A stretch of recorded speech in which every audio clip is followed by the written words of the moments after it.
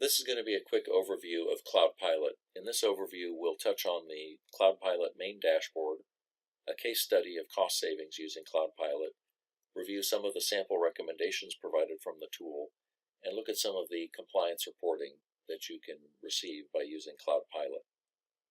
For additional details, we recommend viewing other demo recordings we have of CloudPilot, and you can also download a free trial and demo version of CloudPilot through the Microsoft App Source portal. This is the main dashboard that you'll find when you open up CloudPilot after scanning an application. You'll notice a lot of information here. For example, we've identified 129 changes, mandatory changes that need to be made for this application to run in PaaS. We've got t-shirt sizing, small, medium, and large for those. We also break down the changes based on categories such as security, storage, network, and application. This allows you to manage and allocate your dev resources for the migration effort. You'll notice this application was 438,000 lines of code. Of that, 26% of the code is actually ready to go to Azure, so you can actually begin the migration process now with about a quarter of the application. Now we're going to look at a case study of scanning that particular application. We've been told by large corporations and their IT departments that it takes approximately 3 developer days to scan 10,000 lines of code. That assumes that the developer understands the application and workload and also has familiarity with Azure.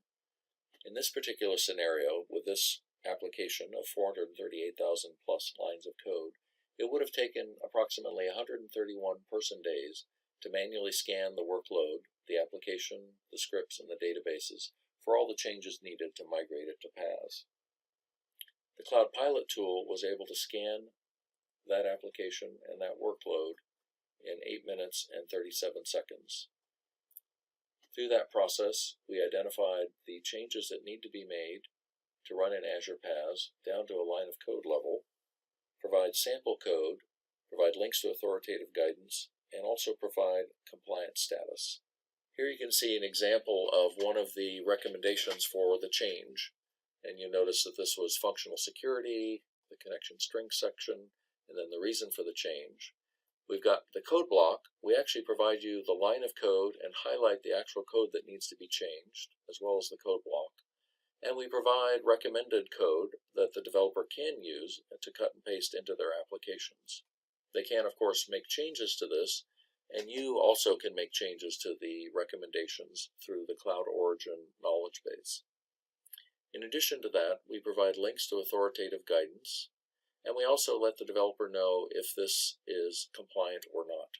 So you can tell the compliance status here is green, so it is compliant. If it was red, a check mark, they would either need to get an exception or they would need to choose another Azure service to use. When you're scanning the application code, you can choose certain regulatory compliance frameworks that you want to be sure that the code adheres to. This is an example where, in this case, we've identified and selected ISO 27018, SOC 1 Type 2, and SOC 3.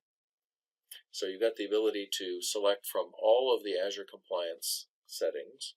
Here's an example of the compliance report that you can view after you've scanned the application. In this case, here we've actually got ISO selected. We've got 2 ISO standards and a PCI compliance standard.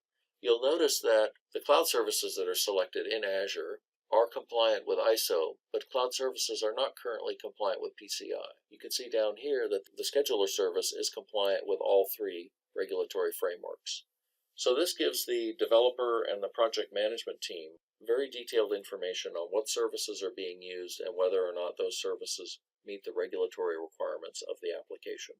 So this has been a quick overview of the CloudPilot main dashboard, a case study on the cost savings, a quick review of some of the sample recommendations that you receive by running CloudPilot, and an overview of the compliance reporting that you receive.